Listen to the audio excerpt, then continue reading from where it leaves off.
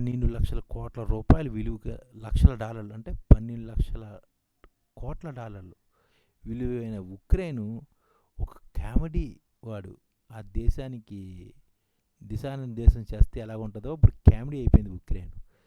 దాదాపుగా 80 లక్షల మంది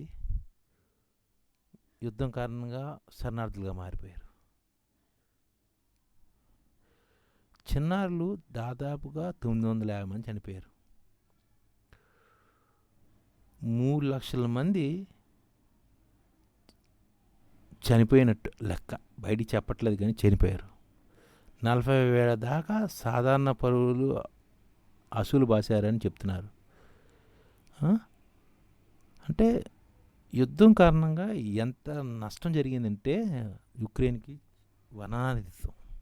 ఇప్పుడు ఉక్రెయిన్ పూర్వంగా జరగాలంటే 29 లక్షల కోట్ల రూపాయలు పునర్నిర్మించడానికి కావాలి, ఈ ఈ గాయాలను మాన్పించుకోవడానికి. ఇది ఏం చేశారంటే ఈ డబ్బు పెట్టి ఇప్పుడు ఉక్రెయిన్కి ఎవరు బయట నుంచి వచ్చి సాయం చేస్తారు?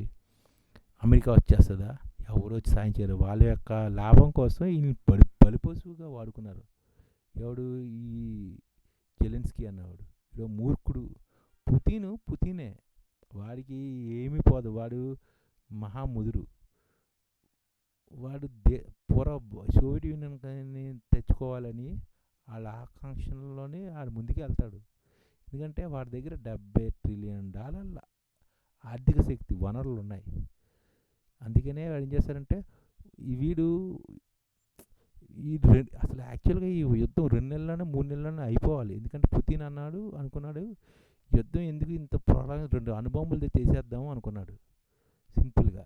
కానీ అణుబాంబులు వేయడం వల్ల నష్టం జరుగుతుందని, ఎక్కువ జరుగుతుందని మనం ప్రధాని మోదీ గారు ఆపారని అమెరికన్ విదేశాంగ మంత్రే చెప్తున్నాడు బయటికి. అంటే అన్అఫీషియల్గా ఒక విధంగా మన మోదీ గారు ఈ అణుబాంబు పడకుండా ఒక విధంగా ఆపాడు. ఎందుకంటే ఉక్రెయిన్ తెగించాడు. ఆల్రెడీ యుద్ధం మొదలైపోయింది. మహా అయితే అమెరికా వాడు మన మీద ఆంక్షలు విధిస్తాడు తప్ప డైరెక్ట్గా మన మీద యుద్ధానికి రాలేడు, వాడికి అంత ధైర్యం లేదు అని చెప్పి పుతిన్ తెగించేసి ఒక 2 అణుబాంబులు తీసిన పడేసి దారికి తెచ్చుకుందాం అనుకున్నాడు. కానీ ఇది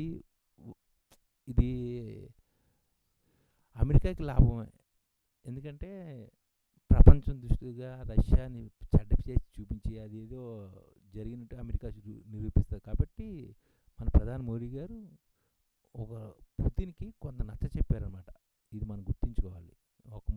ఒక మూర్ఖుడు జెలెన్స్కీ లాంటి వాడు ఒక దేశానికి ప్రధానమంత్రి అయితే ఏం ఉపయోగం? ఒక తెగించినోడు ప్రధానమంత్రి ఉపయోగం, బుద్ధిశాలి ప్రధానమంత్రి ఉపయోగం. ఇది ఒక పాఠంలాగా మనం గుర్తించాలి.